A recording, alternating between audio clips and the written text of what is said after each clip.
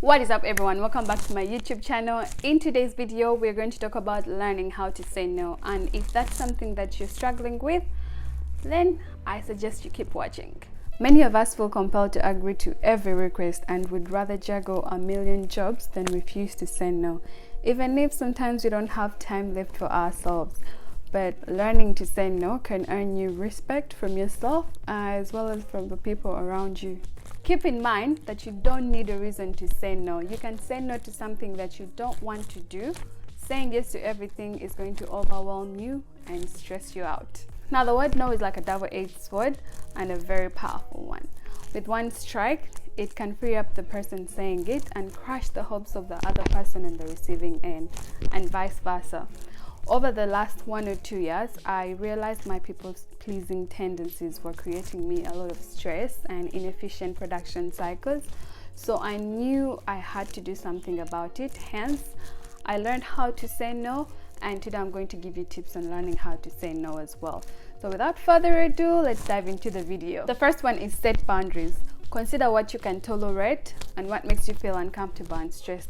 When you identify these feelings, they'll help you know what your limits are. Start small because, like any other skill, it needs practice. And assertively communicate and let the other person know that they have crossed the boundary. One thing to know is that accept that your boundaries are personal. They are going to be different from everyone else, so you don't have to feel guilty for having different boundaries and priorities. The second one is to give yourself permission to say no. Just because you can do something does not mean it is required. Understand that you have the right to turn down an invitation or refuse a favor. It's okay to make yourself and your mental health a priority. It does not make sense when you don't have any time to improve the quality of your life if you are spending hours worrying over how to get out of an already promised commitment. The third one is build a habit of not saying yes automatically. Try to say things like, I'll think about it, can I get back to you, I'd love to, but I think I have something scheduled, or I'll have a look at my schedule and get back to you. These statements give you time to know whether you have the energy, the resources, and the time to do the task. If you don't have the energy, if you don't have the resources to do this, then why would you be saying yes in the first place? The fourth one is start with gratitude before saying no. It's the most polite way of turning down a request. It is very respectful and it will probably leave the both of you feeling good. The fifth one is identify the reasons that make you feel guilty for saying no. You may have been raised to be a sweetheart who was always good and took care of other children. These childhood influences are key to formation of beliefs such as I'm only lovable if I'm compliant and helpful. So your self-worth may have come to depend on the things that you did for other people. And people may be expecting more from you, and they would never expect you to have your own plans, your own directions, or other things that you can do for yourself.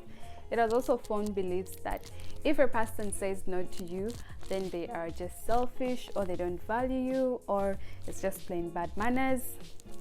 I hate to break it to you, all these beliefs are myths. The sixth one is separate refusal from rejection. Remember that you're turning down a request, not a person.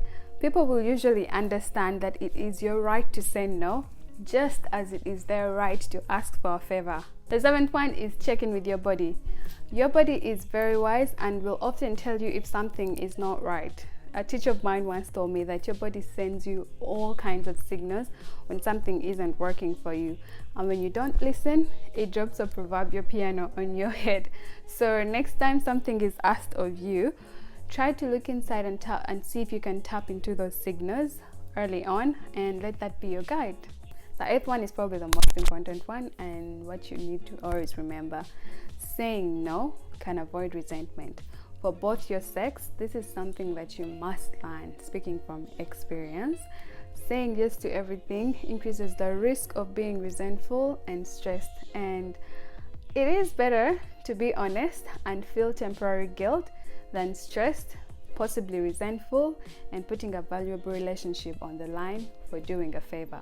When you say no, don't look back. Learn to move on after saying no. Be ready to repeat. You may need to refuse or request several times before the other person accepts your response. And when that happens, just hit the replay button, calmly repeat your no with or without your original rationale. That's it today. I hope this video was helpful. You can do it. You just need more time and practice. Do me a favor, share this video with someone who needs this in their life. And with that said, I appreciate you. I hope you have a great day, a great week, and a great life. See you in the next one.